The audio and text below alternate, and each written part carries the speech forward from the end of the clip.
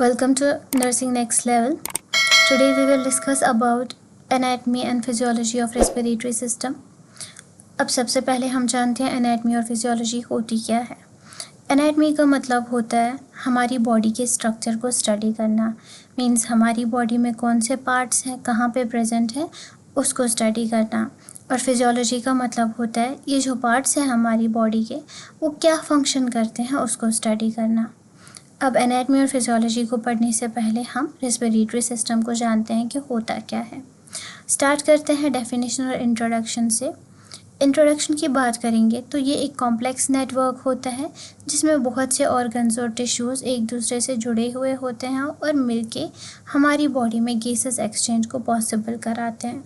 अब यहाँ पे कॉम्प्लेक्स नेटवर्क है तो ये होता क्या है। कॉम्प्लेक्स नेटवर्क होता है जहाँ पे बहुत से पार्ट्स एक दूसरे से जुड़े हुए होंगे। ये आप देख रहे हैं यहाँ पे, ये हमारा रेस्पिरेटरी सिस्टम है।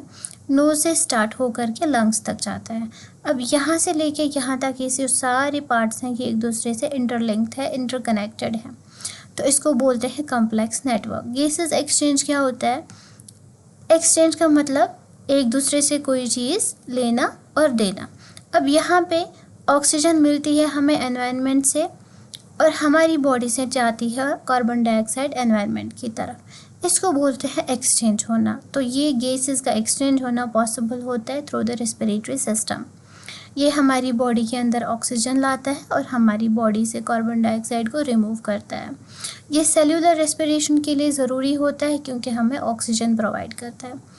अब डेफिनेशन की बात करेंगे तो ये एक बायोलॉजिकल सिस्टम होता है जिसके अंदर प्रेजेंट होते हैं लंग्स, एयरवेज, ब्रीदिंग मसल्स, जो कि क्या करते हैं, हमारी बॉडी को ऑक्सीजन प्रोवाइड करते हैं और कार्बन डाइऑक्साइड रिमूव करते हैं by the process of breathing. इस प्रोसेस को क्या बोलते हैं? ब्रीदिंग। क्योंकि जब हम सांस लेते हैं तभी ऑक्सीजन हो पाएगी हमारी बॉडी के अंदर एंटर और हमारी बॉडी से कार्बन डाइऑक्साइड बाहर निकल सकेगा। तो इस प्रोसेस की मदद से ये जो गैसेस एक्सचेंज है वो पॉसिबल हो पाता है। नेक्स्ट हम आते हैं इस रेस्पिरेटरी सिस्टम की फंक्शन की तरफ। पार्ट्स की फंक्शन जो है वो हम अलग से पढ़ते हैं। अब जो ये रेस्पिरेटरी सिस्टम है पूरा, इसकी फंक्शंस हम पहले पढ़ते हैं। पहला, ये ऑक्सीजन हमारी बॉडी को प्रोवाइड करता है, हमारी बॉडी से जो है कार्बन डाइऑक्साइड वो रिमूव कराता है। दूसरा, हमारा ब्लड जो है उसका पीएच रेगुलेट और बैलेंस करता है। सेंस ऑफ स्मेल जो कि हम नोज़ से करते हैं, जो कि पार्ट है रेस्पिरेटरी सिस्टम का, तो वो फैसिलिटेट होता है। दूसरा, आपको पता है जब हम सांस लेते हैं तो हमारी बॉडी के अंदर एयर एंटर हो जाती है। थ्रू द वोकल कॉर्ड वो एयर जो है वहाँ पे साउंड प्रोड्यूस करती है, तो हम बात कर पाते हैं। और इसमें जो है इसका मतलब कि रेस्पिरेटरी सिस्टम हमें स्पीच प्रोड्यूस करने में भी हेल्प करता है। नेक्स्ट हम आते हैं क्लासिफिकेशन की तरफ। अब जो ये रेस्पिरेटरी सिस्टम है इसको दो हिस्सों में क्लासिफाई किया गया है, अपर respiratory system and lower respiratory system. Trachea से नीचे जो लंग्स की तरफ है ये आता है लोअर रेस्पिरेटरी सिस्टम और इसके ऊपर नोज तक ये आता है अपर रेस्पिरेटरी सिस्टम। हम पहले अपर रेस्पिरेटरी सिस्टम के बारे में जानते हैं। अपर रेस्पिरेटरी सिस्टम के अंदर आते हैं nose, paranasal sinuses, pharynx, tonsils, adenoids और आता है इसके अंदर लैरिंक्स। सबसे पहले नोज़ की बात करते हैं हम। पहले नोज़ क्या होती है और इसका फंक्शन क्या है। जो नोज़ है इस जगह पे हमारे फेस पे प्रेजेंट होती है एज यू नो। अब इसके अंदर जो है एक कैविटी प्रेजेंट होती है, एक सेप्टम प्रेजेंट होता है जो इस नोज़ को दो कैविटीज़ में डिवाइड करता है। एक तो right nasal cavity and left nasal cavity. इसके अलावा जो ये नोज़ है इसका फंक्शन क्या है, ये जो एयर हम इनहेल करते हैं ये उसको एक तो फ़िल्टर करती है, दूसरा उसको वार्म करती है और उसको ह्यूमिडिफाई भी करती है, ताकि वो जो एयर हमारी बॉडी के अंदर जाती है वो हमारे लिए क्या होगी, फ्रेंडली हो। हमारी नोज़ के अंदर प्रेजेंट होते हैं छोटे छोटे हेयर जिनको हम वेब्रेसी बोलते हैं, उनका काम होता है फिल्ट्रेशन करना। इसके अलावा नोज़ के अंदर प्रेजेंट होते हैं यहाँ पे 3 नेज़ल कॉन्काई। अब ये लेटरल वॉल पे प्रेजेंट होते हैं। अब इनका काम क्या है? इनका काम होता है कि जो ये म्यूकोसा होता है नोज़ का, इसकी सरफेस एरिया को इंक्रीज़ करना। ठीक, ये जो यहाँ पे 3 देख रहे हैं, 1 2 3, ये होता है नेज़ल कॉन्काई। इनका काम क्या होता है? सरफेस एरिया को इंक्रीज़ करना म्यूकस मेम्ब्रेन को। ठीक, नेज़ल कैविटी के। इसके बाद हम आते हैं पैरानेज़ल साइनसेस की तरफ। पैरानेज़ल साइनसेस यहाँ पे प्रेजेंट होते हैं। ये जो 2 हॉलो कैविटीज़ आप देख रहे हैं, ये पैरानेज़ल साइनसेस होते हैं। ये 4 पेयर्स में प्रेजेंट होते हैं, एक तो फ्रंटल, सफेनॉइड, एथमॉइड एंड मैक्सिलरी। ये हॉलो कैविटीज़ होती हैं, बोन के अंदर प्रेजेंट होती हैं और ये हेल्प करती है स्पीच की रेजोनेशन में।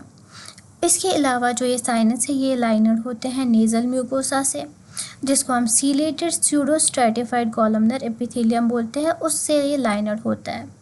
Now moving to the next part of our upper respiratory system, that is the pharynx. यहाँ पे आप देखिए, हियर इट इज़ लोकेटेड।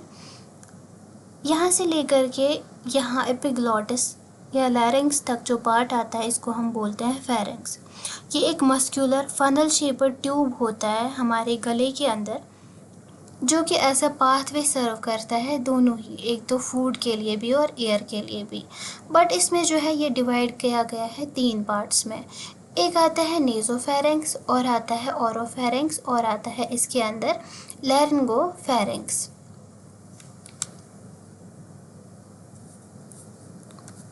ये रहा यहाँ पे लैरिंगोफेरेंक्स। अब हम इसको डायग्राम की हेल्प से समझते हैं वापस। जो पहला वाला पार्ट आता है फेरेंक्स का, इसको नेज़ोफेरेंक्स बोलते हैं। अब ये कहाँ से कहाँ तक होता है? बेस ऑफ द स्कल से लेकर के upper surface of the soft plate. अब सॉफ्ट प्लेट क्या है? ये जो हमारी ओरल कैविटी है, ये कवर्ड होती है बाय अ रूफ। उस रूफ को हम बोलते हैं पैलेट। उसी पैलेट का जो पोस्टीरियर पार्ट आता है, उसको हम बोलते हैं सॉफ्ट प्लेट। उसी सॉफ्ट प्लेट की अपर सरफेस तक जो है एक्सटेंडेड होता है हमारा नेज़ोफेरेंक्स। अब जो ये नेज़ोफेरेंक्स है, इसके अंदर जो है टॉन्सिल्स प्रेजेंट होते हैं इसकी पोस्टीरियर वॉल पे, जिनको हम बोलते हैं एडिनॉइड्स और फेरेंजियल टॉन्सिल्स। इसके अलावा जो यूस्टेशियन ट्यूब है, जो कि हमारे मिडल ईयर से स्टार्ट होके ओपन अप होते हैं इसी नेज़ोफेरेंक्स के अंदर, ये भी लाइनड होता है बाय द रेस्पिरेटरी एपिथेलियम, जिनको जो कि होता है ciliated pseudo stratified columnar epithelium. Oropharynx की अगर बात करेंगे तो ये क्या कहाँ पे होता है? नेज़ोफेरेंक्स के बाद आता है ओरोफेरेंक्स।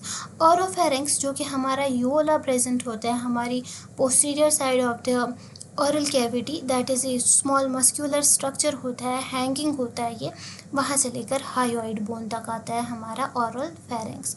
अब ओरोफेरेंक्स तक अभी डिवीजन नहीं होता है पाथवेज में of the year and the food.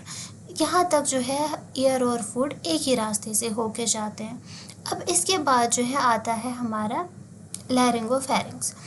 इससे पहले मैं बताऊंगी, यहाँ ओरोफेरेंक्स जो है इसके अंदर भी प्रेजेंट होते हैं टॉन्सिल्स, जिनको पैलेटाइन टॉन्सिल्स बोलते हैं, बट वो प्रेजेंट होते हैं लेटरल वॉल पे, यानी उसके साइड से। वहाँ पे प्रेजेंट होते हैं नेज़ोफेरेंक्स में पिछले वाले वॉल पे, ओरोफेरेंक्स में प्रेजेंट होते हैं साइड वॉल पे, साइड से प्रेजेंट होते हैं। अब आते हैं लैरिंगोफेरेंक्स की तरफ। तो जो ये लैरिंगोफेरेंक्स है, ये एक्सटेंड होता है कहाँ से कहाँ तक? जो अब हमारी हायोइड बोन है, वहाँ से लेकर के हमारे क्रिकॉइड कार्टिलेज तक। हायोइड बोन जो है ये कहाँ पे होती है? Inferior to epiglottis. और क्रिकॉइड कार्टिलेज वो पॉइंट होता है जो कि जो मैंने आपको बोला, ये कॉमन पाथवे होता है कहाँ, किनका? लैरिंक्स और ईसोफेगस का। उसके बाद फिर डिवीजन हो जाता है। ये लाइनड होता है स्ट्रैटिफाइड स्क्वैमस एपिथेलियम से, और जो ओरोफेरेंक्स है वो लाइनड होता है by the non keratinised squamous stratified epithelium. अब हम यहाँ पे नेक्स्ट पार्ट की बात करते हैं, जो कि है लैरिंग्स। फेरेंक्स के बाद जो पार्ट आता है उसको बोलते हैं लैरिंग्स। इसके अंदर प्रेजेंट होते हैं epiglottis, as you can see, ये यहाँ पे एपिग्लॉटिस है, ये यहाँ पे थायराइड कार्टिलेज है, ये यहाँ पे जो है ये क्रिकॉइड कार्टिलेज है। इसके अलावा इसमें ग्लॉटिस होता है और एरिटनॉइड कार्टिलेज होती है। इसको हम, ये जो लैरिंक्स है इसको हम दूसरा नाम बोलते हैं वॉइस बॉक्स। क्या बोलते हैं? Voice box. इसके बारे में हम पढ़ते हैं, लैरिंक्स के बारे में। ये मैंने आपको बताया एक्सप्लेन करके अभी डायग्राम में ही। इसके अलावा इसके अंदर एडम्स एप्पल प्रेजेंट होता है। अब ये एडम्स एप्पल क्या है, हम देखते हैं डायग्राम से। यहाँ पे ये जो थायराइड कार्टिलेज है, इसका एंगल जो है वो क्रिएट करता है प्रोट्रूजन नेक के साथ में, और उसी को हम बोलते हैं, उसी प्रोट्रूजन को हम बोलते हैं क्या? Adam's apple. ये प्लफी होता है और कई लोगों में ये ज़्यादा प्रोमिनेंट होता है। यूजुअली जो मैन होते हैं उनमें ज़्यादा प्रोमिनेंट होता है। और उसके बाद आती है यहाँ पे क्रिकॉइड कार्टिलेज। यहाँ पे जो है ये क्रिकॉइड कार्टिलेज, ये इम्पॉर्टेंट है यहाँ पे पॉइंट।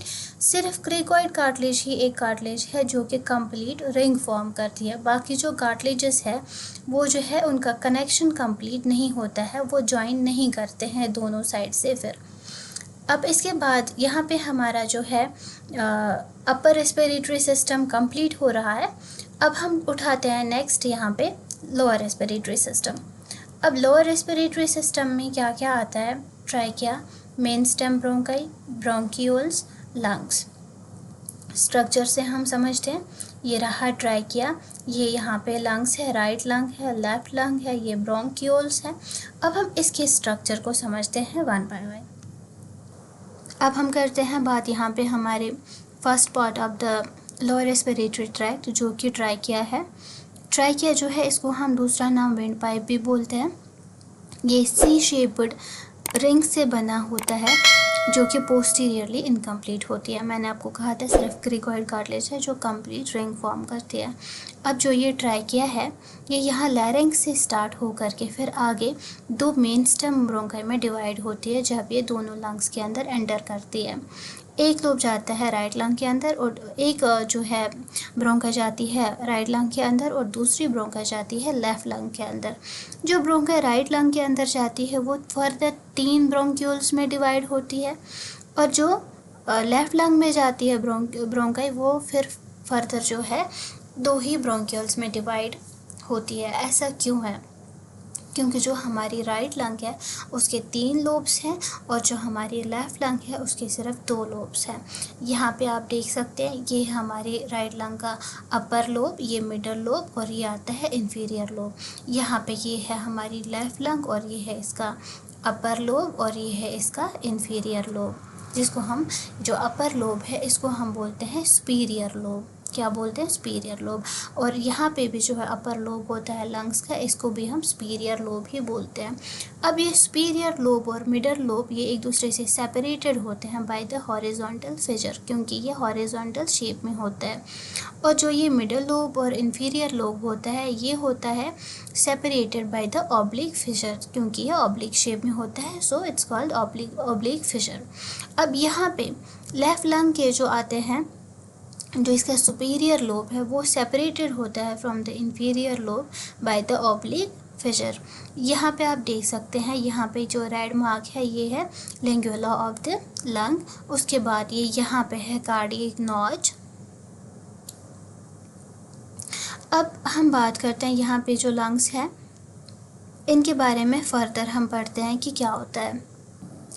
हमारे लंग्स के अंदर प्रेजेंट होते हैं ब्रोंकाई और ब्रोंक्यूल्स, जैसा कि मैंने आपको डायग्राम से पहले ही समझाया। ये यहाँ पे हमारे ये ब्रोंकाई है और ये ब्रोंक्यूल्स।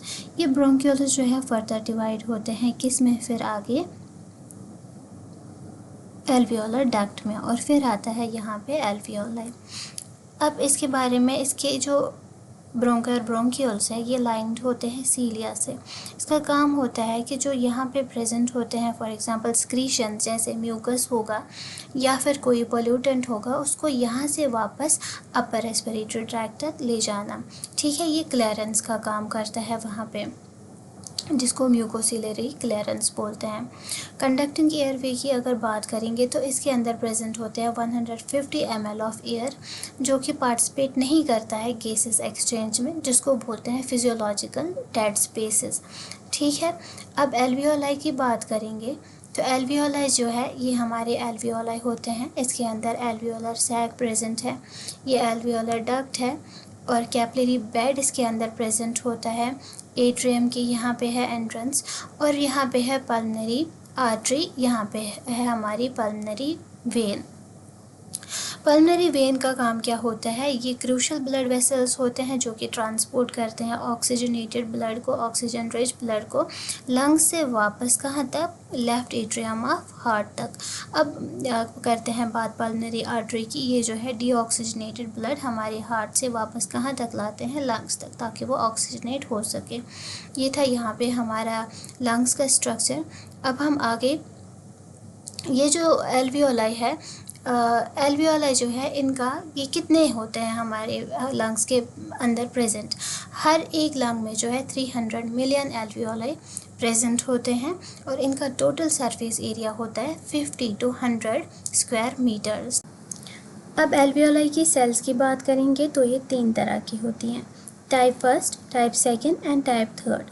टाइप फर्स्ट जो है ये एल्वियोलर एपिथेलियम को बनाती हैं, थिन होते हैं और जो कि इन्वॉल्व होता है गैसेस एक्सचेंज में। टाइप सेकेंड की बात करेंगे, ये स्क्रीट करते हैं सर्फेक्टेंट्स को, जो लोअर करती हैं सरफेस टेंशन को कम करती है ताकि एल्वियोलाई की कोलैप्सिंग ना हो जाए। टाइप थर्ड जो है उनको एल्वियोलर मैक्रोफेजेस बोलते हैं। अब हम आगे देखते हैं, यहाँ पे जो हमारे लंग्स हैं वो होते हैं covered by the pleural cavity. उस प्लूरल कैविटी में क्या होता है? उसमें थोड़ा सा फ्लूइड प्रेजेंट होता है।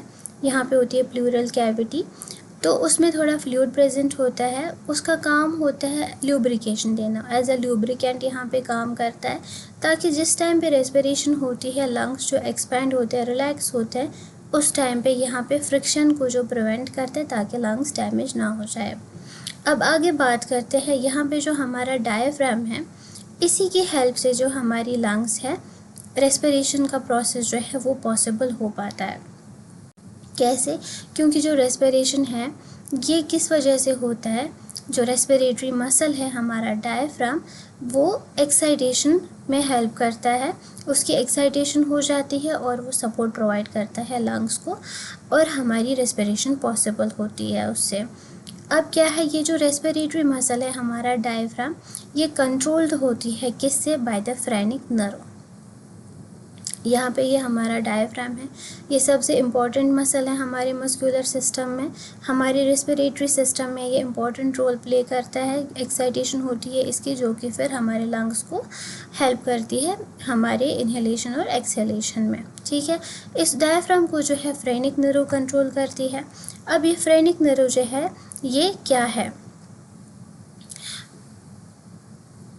फ्रेनिक नर्व जो है ये बनी हुई होती है स्पाइनल नर्वस से, 3 तरह की स्पाइनल नर्वस से, C3, C4 एंड C5। ठीक, अब जो ये फ्रेनिक नर्व है इसकी प्राइमरी फंक्शन होती है डायफ्राम को कंट्रोल करना, जो कि मेन मसल होती है ब्रीदिंग के लिए। इसके अलावा जो ये फ्रेनिक नर्व है ये बिलोंग करती है सर्वाइकल प्लेक्सस से। आगे देखते हैं हम, यहाँ पे जो हमारे रेस्पिरेटरी सिस्टम का, हमारी रेस्पिरेशन का जो सेंटर है वो हमारे ब्रेन में प्रेजेंट होता है।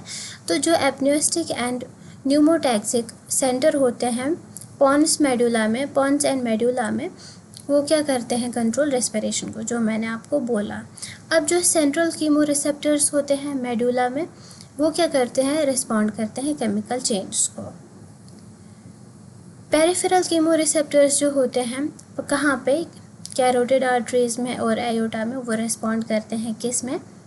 पार्शियल प्रेशर ऑफ ऑक्सीजन और partial pressure of carbon dioxide को।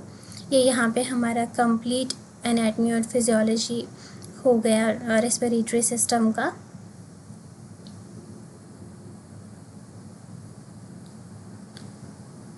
होप कि ये वीडियो जो है आपके लिए हेल्पफुल रही होगी, और आप मुझे सजेस्ट कीजिए कि आपको कौन से टॉपिक्स होंगे, ताकि मैं उनके बारे में वीडियोस बना के आपको हेल्प करने की कोशिश करूँगी।